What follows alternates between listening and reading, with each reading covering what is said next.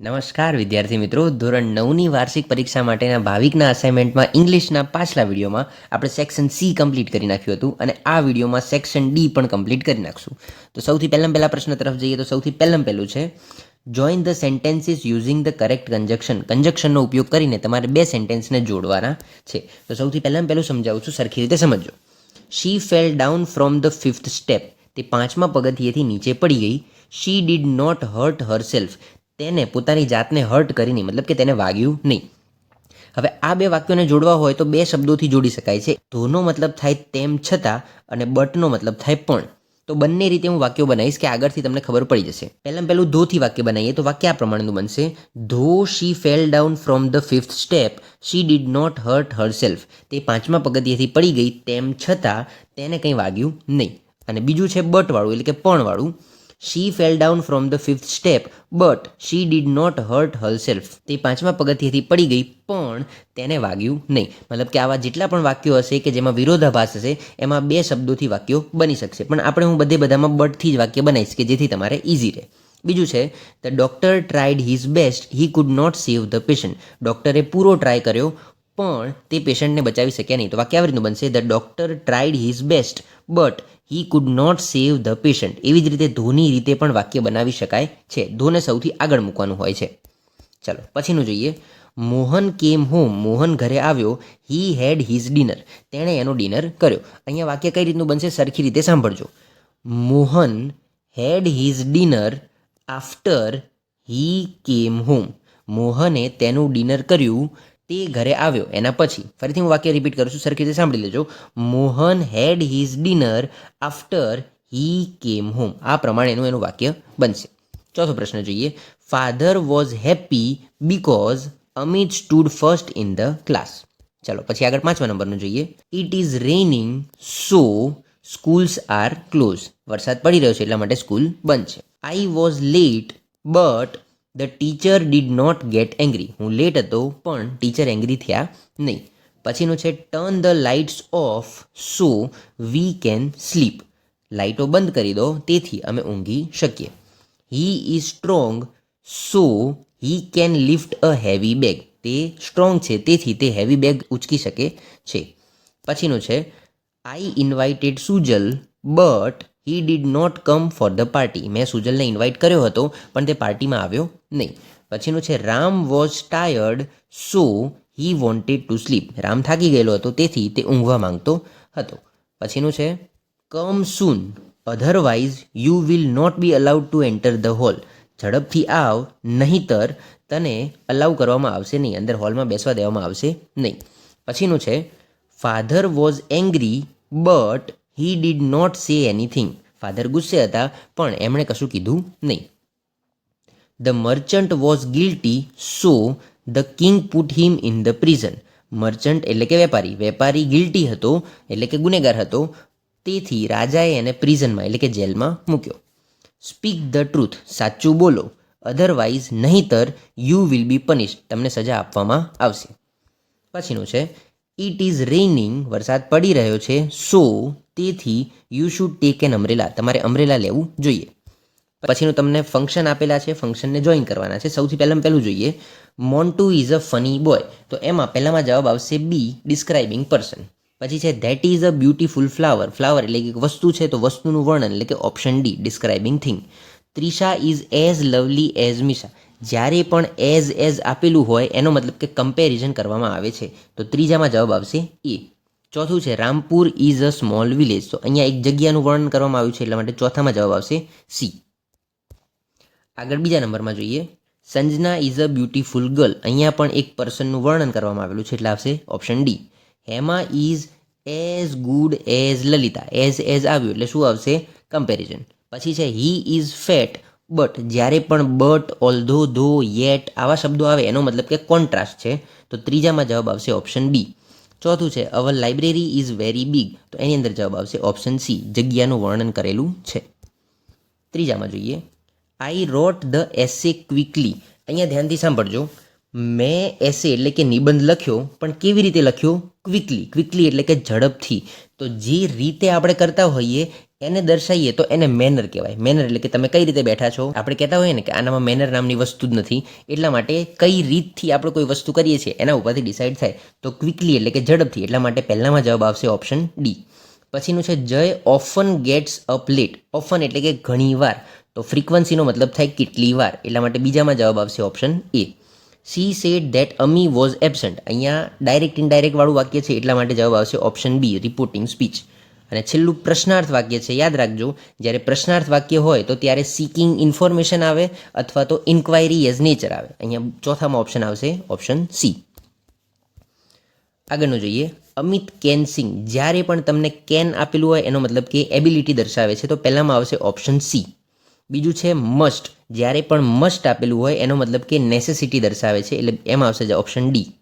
પછી જ્યારે પણ મે અથવા તો માઇટ આપેલું હોય એનો મતલબ કે શક્યતા દર્શાવે છે, ઓપ્શન બી, પોસિબિલિટી.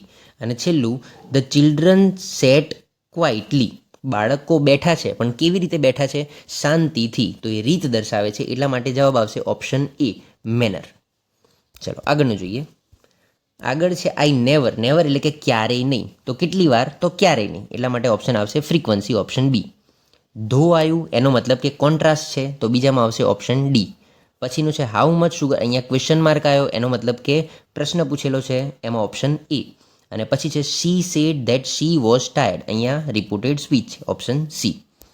પછીનો જોઈએ. અહીંયા તમને વાક્યો પૂરા કરવાના છે, તો વાક્યો હું બોલતો જઉં છું, એ પ્રમાણે તમને જવાબ પણ દેખાડતો જઈશ. તો પહેલામાં આવશે Mihir can drive a car.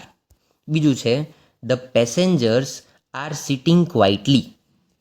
ત્રીજું છે whom do you want to meet. ચોથું છે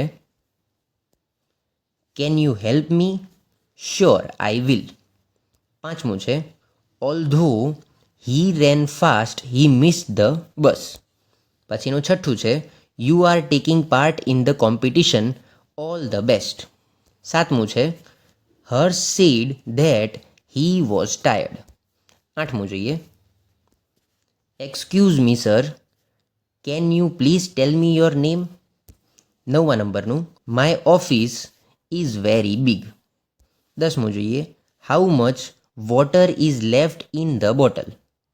11મું છે Alok failed in the test, how sad. 12મું છે could you please give me your pen. આગળનું 13મું જોઈએ he should either take commerce or arts. પછીનું you have test tomorrow, best of luck. અને છેલ્લું 15મું may we take a break please. આગળનું જોઈએ. આગળ તમને અંડરલાઇન કરેલું છે, એના ઉપરથી તમારે પ્રશ્નો બનાવવાના હોય. તો સૌથી જે પહેલું છે એની અંદર જવાબ આવશે બી, હાઉ મેની. બીજા નંબરનું જોઈએ, બીજામાં જવાબ આવશે પણ ઓપ્શન બી, હાઉ મચ. ત્રીજું જોઈએ તો ત્રીજામાં જવાબ આવશે ઓપ્શન બી, હાઉ મચ.